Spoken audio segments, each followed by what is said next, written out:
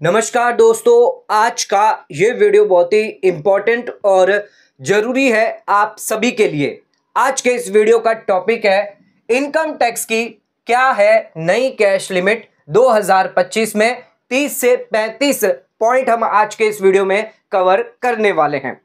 दोस्तों, अगर आप कैश ट्रांजैक्शन करते हैं तो ध्यान रखिएगा, इनकम टैक्स के अंदर लिमिट बताई गई है कितना आप कैश में ट्रांजैक्शन कर सकते हैं। अगर आपने ये ट्रांजैक्शन एक्सीड कर दिए यानी ज्यादा कर दिए जो लिमिट दी गई है, तो उस केस में आपको जो डिडक्शन मिलना था या आपको जो अलाउंस मिलने थे या जो एक्सपेंडिचर थे वो आपको नहीं दिए जाएंगे। हो सकता है कुछ केस में आपको पेनल्टी भी लगाई जा सकती है। अगर आप एक लिमिट से ज्यादा कैश ट्रांजैक्शन करते हैं तो 100% तक की भी पेनल्टी यहां पर लगाई जाती है, या जो खर्चे होते हैं उसका फायदा आपको नहीं मिलता, या आप डिडक्शन लेना चाहते हैं एटीसी से एटीयू में, तो कुछ डिडक्शन है जिनमें कैश में आप नहीं कर सकते, तो वो डिडक्शन आपको अलाउ नहीं किए जाएंगे। तो यहां पर रेस्ट्रिक्शन रखा गया है कैश को लेकर। तो आज का वीडियो बहुत ही इंपॉर्टेंट है। तो कैश के बारे में बात करेंगे, कैश लिमिट क्या है, कैश ट्रांजैक्शन लिमिट क्या है, चाहे आप सेविंग अकाउंट में डिपॉजिट कर रहे हैं, करंट अकाउंट में डिपॉजिट कर रहे हैं, या और भी बहुत सारे कैश ऐसे ट्रांजैक्शन है जो जानना आपके लिए जरूरी है। तो वीडियो बहुत ही इंपॉर्टेंट है, तो वीडियो को एंड तक जरूर देखें। चैनल पर नए तो सब्सक्राइब करें और बेल आइकन पर ऑल नोटिफिकेशन पे क्लिक करें ताकि आपको आने वाले सभी नोटिफिकेशन रिगार्डिंग हमारे वीडियो से रेगुलरली मिलते रहें। आइए स्टार्ट करते अपना आज के वीडियो को बिना किसी देरी के।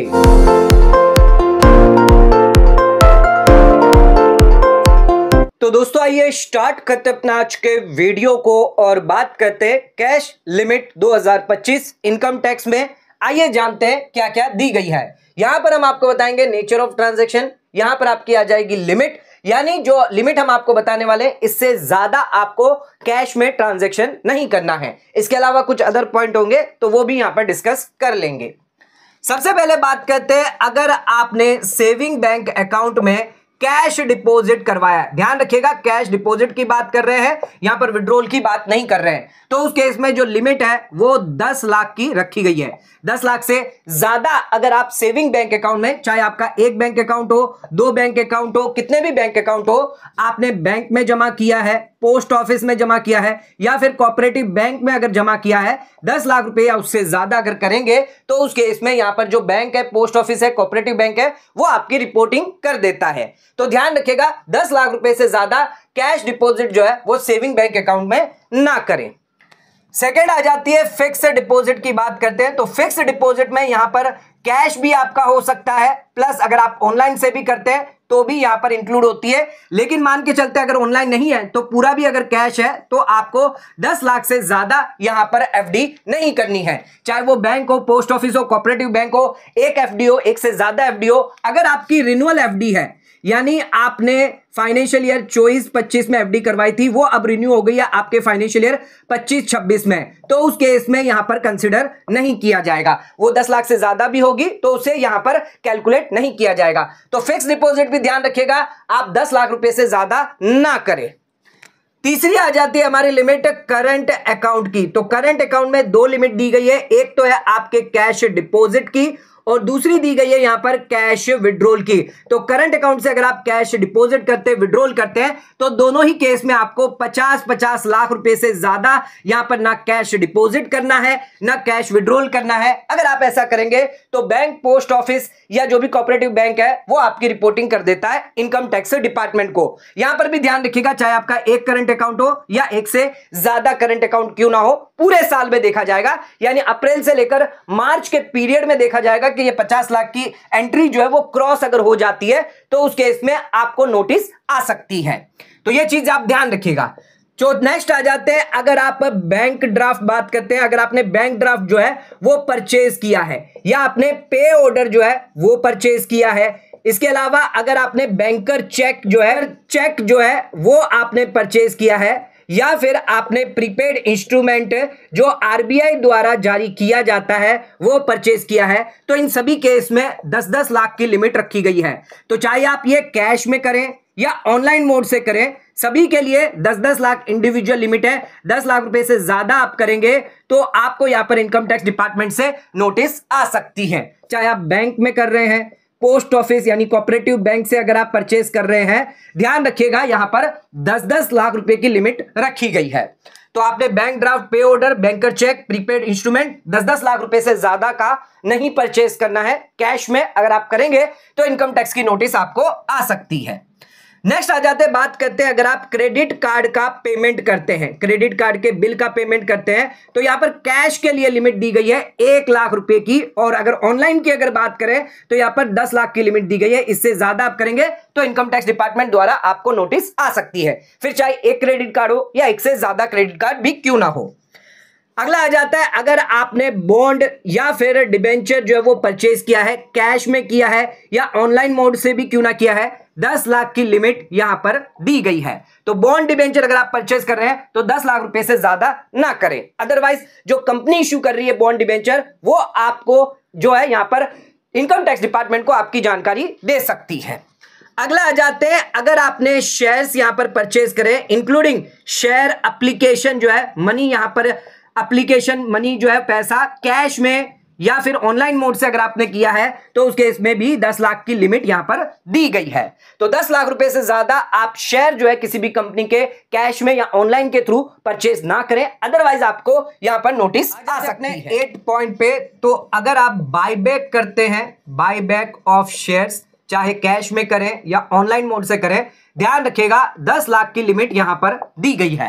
तो 10 लाख से ज्यादा करेंगे तो जो कंपनी इश्यू कर रही है लिस्टेड जो भी रिकॉग्नाइज्ड स्टॉक एक्सचेंज पर है वो आपकी रिपोर्टिंग कर सकता है इनकम टैक्स डिपार्टमेंट को। नेक्स्ट आ जाते हैं, बात करते हैं म्यूचुअल फंड। तो अगर आप किसी भी म्यूचुअल फंड स्कीम में निवेश करते हैं, एक स्कीम में निवेश कर रहे हैं, 2 स्कीम में निवेश कर रहे हैं, ध्यान रखिएगा 10 लाख रुपए से ज्यादा अगर आप करेंगे पूरे साल में, फाइनेंशियल ईयर में अप्रैल से लेकर मार्च तक, कैश में कर रहे हैं, ऑनलाइन मोड के थ्रू कर रहे हैं, तो यहां पर आपकी जो रिपोर्टिंग है, जो ट्रस्टी होगा, जो म्यूचुअल फंड मैनेजर है, वो इनकम टैक्स डिपार्टमेंट को कर देता है। अब एक चीज ध्यान रखिएगा, अगर आप एक ही पर्टिकुलर फंड को यहां पर सिर्फ ट्रांसफर कर रहे हैं, चेंज कर रहे हैं, यानी एक स्कीम से ट्रांसफर होकर दूसरी स्कीम में जा रहे हैं, तब यहां पर नहीं देखा जाएगा 10 लाख की लिमिट, तो उस केस में यहां पर रिलैक्सेशन दिया गया है। नेक्स्ट आ जाते हैं, बात करते हैं अगर आप फॉरेन करेंसी जो है वो परचेज करते हैं या सेल करते हैं, फॉरेन करेंसी का पेमेंट कर रहे हैं, तो ध्यान रखिएगा यहां पर भी लिमिट 10 लाख की रखी गई है। इसके अलावा नेक्स्ट आ जाते हैं, अगर आप इमूवेबल जो प्रॉपर्टी है वो या तो आप परचेज कर रहे हैं या फिर आप जो है वो सेल कर रहे हैं, तो इस केस में, दोनों ही केस में यहां पर अलग अलग लिमिट दी गई है, 30 लाख की लिमिट दी गई है। तो एक इमूवेबल प्रॉपर्टी अगर आपने परचेज करी है तो 30 लाख रुपए से ज्यादा ना करें, चाहे कैश में कर रहे हैं, ऑनलाइन मोड से कर रहे हैं। सेल की बात करें तो 30 लाख रुपए से ज्यादा आप ना करें, अदरवाइज जो रजिस्ट्रार होगा, सब रजिस्ट्रार होगा, वो आपकी रिपोर्टिंग कर देगा इनकम टैक्स डिपार्टमेंट को। इसके अलावा नेक्स्ट आ जाते हैं, बात करते हैं कैश सेल की। तो अगर कोई पर्सन है जो 44AB के तहत ऑडिट जो है उस पर एप्लीकेबल है और वो कोई गुड्स और सर्विसेज जो है वो बेच रहा है, गुड्स और सर्विसेज जो है वो दे रहा है, जिसके सामने उसे पेमेंट रिसीव हो रहा है, तो यहां पर जो लिमिट है, कितनी लिमिट है, 2 लाख रुपए की। तो 2 लाख रुपए से ज्यादा का अगर उसने गुड्स और सर्विस कैश में किया है तो उस केस में यहां पर वो रिपोर्टिंग कर सकता है सामने वाले बंदे की जिसने उससे गुड्स और सर्विस परचेज करी है। तो 2 लाख रुपए या उससे ज्यादा का होगा, तो यहां पर ध्यान रखिएगा, मान लीजिए अगर कोई ज्वेलर्स वाला है जिसका बिजनेस है, अब उस पर ऑडिट एप्लीकेबल है, यानी वो कवर करता है कैश सेल में। तो किसी बंदे को अगर मान लीजिए मैंने जाकर ज्वेलरी खरीदी, 2 लाख के अंदर खरीदी, कोई दिक्कत नहीं है, लेकिन 2 लाख से ज्यादा अगर मैंने कैश में खरीद ली तो उस केस में वो मेरी रिपोर्टिंग कर सकता है। तो ये चीज ध्यान रखिएगा, इंडिविजुअल के लिए 2 लाख रुपए से ज्यादा कोई भी गुड्स और सर्विस परचेज ना करे कैश में। जाते हैं अपने अगले पॉइंट पे, तो यहां पर आ जाता है 269SS। ये बात करता है एक्सेप्ट या फिर टेकन लोन्स, एडवांसेस या फिर आपका स्पेसिफाइड सम, यानी अगर आपने ट्रांसफर किया है इमूवेबल प्रॉपर्टी और उस इमूवेबल प्रॉपर्टी के तहत आपने कोई एडवांस लिया है या पैसा लिया है, स्पेसिफाइड सम लिया है, तो ध्यान रखिएगा कैश की लिमिट दी गई है 20,000 रुपए से ज्यादा जो है ना आप किसी से लोन ले सकते हैं, एडवांस ले सकते हैं, डिपॉजिट हो गया, डिपॉजिट आप नहीं ले सकते, या स्पेसिफाइड सम है वो यहां पर नहीं ले सकते कैश में। अगर आप ऐसा करेंगे तो उसके इसमें 100% पेनल्टी आपको लग सकती है। हाँ, हालांकि अगर आप बैंक से पोस्ट ऑफिस से या फिर कोऑपरेटिव बैंक से अगर कैश विड्रॉ करते तो कोई दिक्कत नहीं है। लेकिन अगर आपने किसी व्यक्ति से लोन लिया है, डिपॉजिट लिया है या फिर स्पेसिफाइड सम यानी एडवांस लिया है, इमूवेबल प्रॉपर्टी यहां पर जो बेची है उसके लिए एडवांस ले लिया या स्पेसिफाइड सम पैसा लिया हुआ है, तो उस केस में ध्यान रखिएगा 20,000 रुपए से ज्यादा कैश में ट्रांजैक्शन नहीं करना है। इसके अलावा 14th आ जाते हैं 269T। ये हमने बात करी थी एक्सेप्ट की, लेने की। अब बात कर रहे हैं रिपेड की। अगर आप पेमेंट कर रहे हैं, रिपेमेंट कर रहे हैं किसी भी लोन का, एडवांस का या फिर डिपॉजिट का या फिर आपके स्पेसिफाइड सम का, जो भी आपने इमूवेबल प्रॉपर्टी रिलेटेड लिया है, इसको आप वापस रिपे कर रहे हैं तो 20,000 रुपए से ज्यादा कैश में ना करें। यानी आप अकाउंट पे cheque, bank draft, electronic mode से कर सकते हैं, बाकी सभी मोड से कर सकते हैं, नेट बैंकिंग से कर सकते हैं, चेक से कर सकते हैं, IMPS, UPI, NFT, RTGS इससे कर सकते हैं। लेकिन कैश की रिस्ट्रिक्शन रखी गई है, 20,000 रुपए से ज्यादा ना करें, अदरवाइज 100% पेनल्टी यहां पर आपको लग जाती है। नेक्स्ट आ जाते हैं 269ST। अब यह बहुत इंपॉर्टेंट है। आप किसी भी व्यक्ति से रिसीव नहीं कर सकते कितना पैसा, 2 लाख रुपए एक पर्सन यानी एक बंदे से एक दिन के अंदर, या फिर अगर बात करें सिंगल ट्रांजैक्शन की, सिंगल ट्रांजैक्शन भी आपका 2 लाख रुपए से ज्यादा नहीं आना चाहिए। और इसके साथ साथ अगर कोई ट्रांजैक्शन है जैसे इवेंट है या फिर ओकेशन है, तो उस केस में भी ध्यान रखिएगा 2 लाख रुपए से ज्यादा जो पेमेंट है वो रिसीव नहीं करनी है, यानी कैश रिसीव आपको नहीं करना है। 2 लाख रुपए उससे ज्यादा अगर करेंगे तो 100% की पेनल्टी फिर यहां पर आपको लग जाएगी। मान लीजिए 5 लाख रुपया आपने अपनी शादी में रिसीव किया है कैश में, तो जिस व्यक्ति से किया है तो फिर आपको यहां पर 5 लाख की पेनल्टी लग जाएगी। तो हम यहां पर कहते हैं अगर आप गिफ्ट करते हैं तो गिफ्ट में भी ध्यान रखिएगा, भले रिलेटिव से क्यों ना कर रहे हैं, 2 लाख रुपए से ज्यादा कैश आप रिसीव नहीं कर सकते। चाहे मैरिज ओकेशन हो तो भी 2 लाख रुपए से ज्यादा कैश रिसीव नहीं कर सकते। 2 लाख से ज्यादा कैश रिसीव किया है अगर आपने, तो उस केस में 100% की पेनल्टी यहां पर लग जाती है। पॉइंट पे तो 16 पॉइंट है जहां पर अगर आप इंश्योरेंस प्रीमियम यहां पर भर रहे हैं, मान लीजिए अगर कोई इंप्लॉयर है वो अपने इंप्लॉय के लिए इंश्योरेंस पॉलिसी लेता है, तो उस केस में वो कैश में नहीं ले सकता, जीरो। अगर आप कैश में लेंगे तो उस केस में आपको डिडक्शन अलाउ नहीं किया जाएगा। या फिर बात करते हैं हेल्थ इंश्योरेंस पॉलिसी। तो हेल्थ इंश्योरेंस पॉलिसी अगर आप प्रीमियम जमा कर रहे हैं 80D के तहत, तो उस केस में भी ध्यान रखिएगा कैश में आपको नहीं करना है। हेल्थ यानी मेडिकल हेल्थ इंश्योरेंस पॉलिसी अगर आप ले रहे हैं, खुद के लिए ले रहे हैं, फैमिली के लिए ले रहे हैं, तो ध्यान रखिएगा 80D में आपको डिडक्शन मिलता है 50,000 रुपए का। लेकिन ये डिडक्शन तभी अलाउ किया जाएगा जब ये आप ऑनलाइन मोड से करेंगे, कैश में करेंगे तो आपको अलाउ नहीं किया जाएगा। हाँ, इसमें एक ऑप्शन दिया गया है प्रिवेंटिव हेल्थ चेकअप। तो अगर आप प्रिवेंटिव हेल्थ चेकअप करवाते हैं तो उस केस में यहां पर 5,000 रुपए तक कैश में आप कर सकते हैं। 5,000 से ज्यादा प्रिवेंटिव हेल्थ चेकअप आप नहीं करवा सकते कैश में। इसके अलावा नेक्स्ट आ जाते हैं अपने अगले पॉइंट पे। तो यहां पर अगर आप कंट्रीब्यूशन करते हैं पॉलिटिकल पार्टी को, पीपी को, 80GGB के तहत और 80GGC के तहत आपको डिडक्शन अलाउ होता है। लेकिन ध्यान रखिएगा यहां पर लिमिट नहीं दी गई है कैश में। अगर आप कैश में करेंगे तो जो डिडक्शन है वो आपको अलाउ नहीं किया जाएगा, और जो यहां पर इंश्योरेंस प्रीमियम का खर्चा किया है वो अलाउ नहीं किया जाएगा। यानी हम आपको ये बता रहे हैं जो खर्चे हैं वो अलाउ नहीं किए जाएंगे, जो डिडक्शन है वो डिसअलाउ कर दिए जाएंगे। नेक्स्ट आ जाते हैं, बात करते हैं अगर आपने किसी भी एक्सपेंडिचर रिलेटेड पेमेंट किया है, कोई भी एक्सपेंस का पेमेंट किया है, मान लीजिए आपको स्टेशनरी और प्रिंटिंग का आपने पेमेंट किया है, तो उसके लिए लिमिट जो है वो 10,000 की रखी गई है। तो एक व्यक्ति को एक दिन में 10,000 रुपए से ज्यादा आप नहीं दे सकते। जो भी एक्सपेंडिचर का पेमेंट कर रहे हैं, यानी आपने कन्वेंस के लिए किया है, कन्वेंस के लिए, रेंट के लिए, जो भी खर्चे आपके रेवेन्यू एक्सपेंडिचर होते हैं, 10,000 रुपए या उससे ज्यादा आपको नहीं देना है एक दिन के अंदर किसी भी एक व्यक्ति को। नेक्स्ट आ जाते हैं, बात करते हैं कैपिटल एक्सपेंडिचर। तो जो भी आप कैपिटल एक्सपेंडिचर करते हैं, जैसे आपने मोबाइल ले आए, आपने फर्नीचर एंड फिक्सचर किया है, आपने प्लांट एंड मशीनरी लगवाई है, या फिर आपने कंप्यूटर लिया है, तो जितने भी आपके फिक्स एसेट्स हैं, इसका जो पेमेंट है कैश में 10,000 रुपए से ज्यादा नहीं कर सकते। अगर आप ऐसा करेंगे तो उस केस में आपकी एक्चुअल कॉस्ट का पार्ट नहीं बनेगा और आपको डेप्रिसिएशन अलाउ नहीं किया जाएगा। नेक्स्ट आ जाते हैं donation receive by political party. तो पॉलिटिकल पार्टी अगर है वो डोनेशन रिसीव कर सकती है, तो कैश में सिर्फ 2,000 रुपए तक ही रिसीव कर सकती है। नेक्स्ट आ जाते हैं सेक्शन 80G के अंदर, अगर आप डोनेशन जो है वो देते हैं, ट्रस्ट को देते हैं, चैरिटेबल इंस्टीट्यूशन को देते हैं तो उसके इसमें आपको डिडक्शन मिलता है 100%, 50%। लेकिन ध्यान रखिएगा यहां पर 2000 रुपए से ज्यादा आपको कैश में डोनेशन नहीं देना है, तभी आपको डिडक्शन मिलेगा। कैश में अगर आप डोनेशन देते हैं 2000 से ज्यादा तो उस केस में आपको डिडक्शन डिसअलाउ कर दिया जाएगा। अगले पॉइंट पे, तो अगर आप कैश गिफ्ट जो है वो रिसीव करते हैं तो ध्यान रखिएगा आपके चाहे नॉन रिलेटिव हो या आपके जो फ्रेंड्स हैं उनसे अगर आप रिसीव कर रहे हैं, और एग्रीगेट यहां पर ध्यान रखना, एग्रीगेट सभी को मिलाकर, एक व्यक्ति हो, दो व्यक्ति हो, जितने भी व्यक्ति है सभी को मिलाकर पूरे साल में, फाइनेंशियल ईयर में 50,000 रुपए या उससे ज्यादा आपको नहीं करना है। मान लीजिए आपने अपने दो फ्रेंड से जो है वो 25,000 रुपए रिसीव किए हैं, 25,000 रुपए रिसीव किए और 30,000 रिसीव किए हैं, तो उस केस में ये सेकंड फ्रेंड हो गया, ये फर्स्ट फ्रेंड हो गया, तो टोटल आपने 55,000 रुपए रिसीव किए। ये पूरा का पूरा आपका टैक्सेबल हो जाएगा इनकम फ्रॉम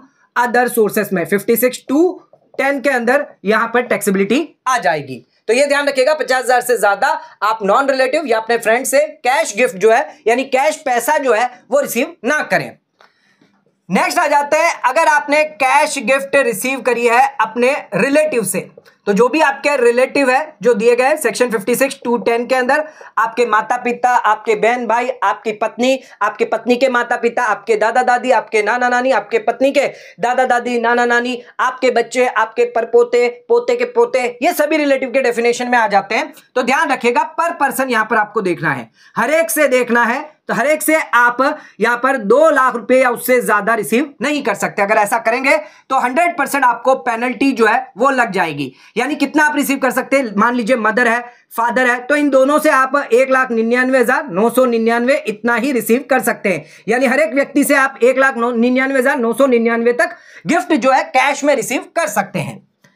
नेक्स्ट आ जाते हैं, बात करते हैं, अगर आपने कैश गिफ्ट रिसीव करी है मैरिज ओकेशन पे, आपकी अगर शादी हुई है, शादी हो रही है और वहां पर आपको कोई व्यक्ति पैसा दे रहा है, कैश दे रहा है, तो वहां पर भी लिमिट ध्यान रखिएगा 2 लाख से ज्यादा आपको रिसीव नहीं करना है। पर पर्सन पर यह लिमिट लागू की जाती है, वरना 100% आपको पेनल्टी लग जाएगी। यह पेनल्टी आपको कौन से सेक्शन में लगेगी, 269 ST के अंदर सेक्शन आता है जहां पर आपको 2 लाख रुपए से ज्यादा कैश रिसीव नहीं करना है और वहीं पर आपको पेनल्टी लग जाएगी।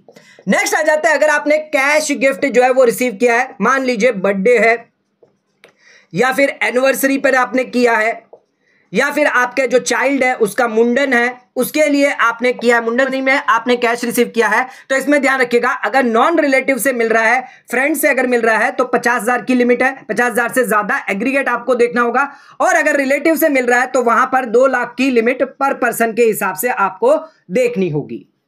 तो यहां पर आप कैश गिफ्ट जो है वो रिसीव ना करें, इस लिमिट से ज्यादा करेंगे तो आपको यहां पर पेनल्टी लग सकती है या आपको टैक्सेबिलिटी जो है वो यहां पर आ सकती है। अगले पॉइंट पे, तो 26वां पॉइंट है जहां पर हम देखेंगे टैक्स ऑडिट जो है वो आप पर कब एप्लीकेबल होगी।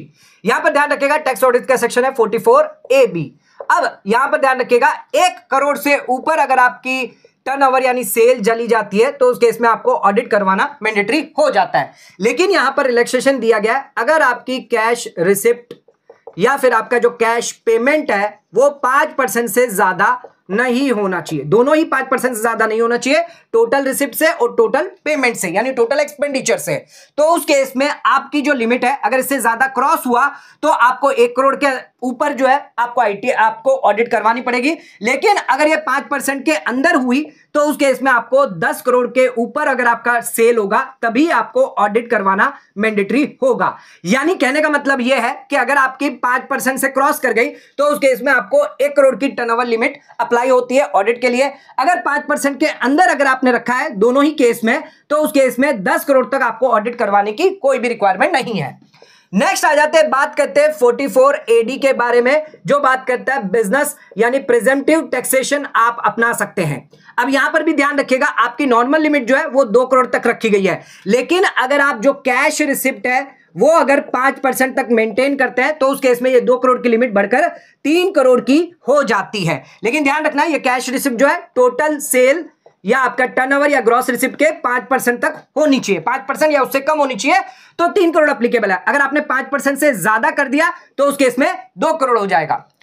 नेक्स्ट आ जाते हैं, बात करते हैं 44ADA। अगर आप प्रोफेशन में है, प्रिजेम्पटिव टैक्सेशन में अगर आप चुनते हैं तो वहां पर भी ध्यान रखिएगा, दो लिमिट दी गई है। एक तो दी गई है आपकी 50 लाख की लिमिट, दूसरी है आपकी 75 लाख की लिमिट। 75 लाख की लिमिट कब अप्लाई होगी?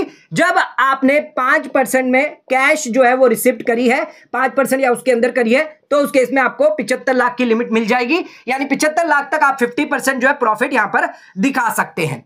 अब इसमें एक और चीज है, अगर आप लोअर प्रॉफिट दिखाना चाहते हैं दोनों ही केस में, तो उस केस में आपको ऑडिट एप्लीकेबल होगी। भले ही आपका 75 लाख हो गया, अगर 5% आपने मेंटेन नहीं किया है तो उस केस में आपको ऑडिट एप्लीकेबल हो जाएगी। पॉइंट पे तो कैश विड्रॉल अगर आप करते हैं तो उस केस में आपका जो टीडीएस है वो यहां पर डिडक्ट है। सेक्शन 194N के तहत आपका जो टीडीएस है 2% या फिर 5% डिडक्ट किया जाता है। अब इसके लिए लिमिट दी गई है। सबसे पहले बात करते हैं, अगर आप रेगुलर आईटीआर फाइल करते हैं, अगर आप रेगुलर आईटीआर जो है वो फाइल करते हैं तो उस केस में यहां पर 1 करोड़ से ज्यादा अगर आपका कैश विड्रॉल हुआ तो आपको यहां पर 2% जो है वो टीडीएस डिडक्ट किया जाएगा।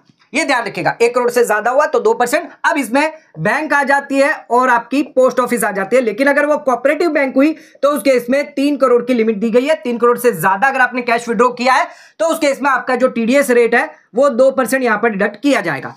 अब नेक्स्ट बात करते हैं, अगर आप जो है रेगुलर आईटीआर जो है वो फाइल नहीं करते हैं, यानी पिछले 3 सालों की आईटीआर जो है वो आपने लगातार फाइल नहीं करी है, तो उस केस में लिमिट चेंज हो जाती है।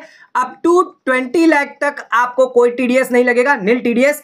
20 लाख से 1 करोड़ की बात करें तो उस केस में 2% टीडीएस लगेगा, और 1 करोड़ से ज्यादा का अगर आपने कैश विड्रॉ किया है तो 5% टीडीएस डिडक्ट किया जाएगा। अब वहीं 1 करोड़ की लिमिट 3 करोड़ की हो जाती है अगर आपकी कोऑपरेटिव बैंक है। बाकी आपकी अगर नॉर्मल बैंक है या पोस्ट ऑफिस है तो उस केस में 1 करोड़ की लिमिट है। तो ध्यान रखिएगा, कैश विड्रॉल जो है अगर आप करेंगे 1 करोड़ से ज्यादा तो 2% टीडीएस डिडक्ट होगा। कोऑपरेटिव बैंक है 3 करोड़ से ज्यादा होगा तो यहां पर 2% टीडीएस डिडक्ट हो जाएगा। अगर आप आईटीआर फाइल नहीं करेंगे तो 20 लाख तक तो कोई टीडीएस डिडक्ट नहीं होगा, लेकिन 20 लाख से 1 करोड़ पर 2% और 1 करोड़ से ज्यादा होगा तो 5% टीडीएस आपका डिडक्ट कर लिया जाएगा। जाते अपने अगले पॉइंट पे, तो यहां पर अगर आप डोनेशन करते हैं, डोनेशन देते हैं, कंट्रीब्यूशन देते हैं टू इलेक्टोरल ट्रस्ट को, तो उस केस में ध्यान रखिएगा सेक्शन 80 GGC के तहत आपको जो डिडक्शन मिलता है, कैश में आपको यहां पर डोनेशन नहीं करना है। अगर आप कैश में करेंगे तो उस केस में आपको डिडक्शन अलाउ नहीं किया जाएगा। और लास्ट आ जाते हैं, अगर आपने पेमेंट किया है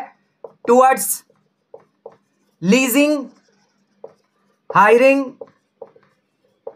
और अप्लाइंग ऑफ गुड्स कैरेज, यानी अगर आपने ट्रांसपोर्टर को, जो भी गुड्स कैरेज चलाता है, जो ट्रांसपोर्टर है, उसको यहां पर जो है पेमेंट आपको 35,000 से ज्यादा कैश में नहीं करना है।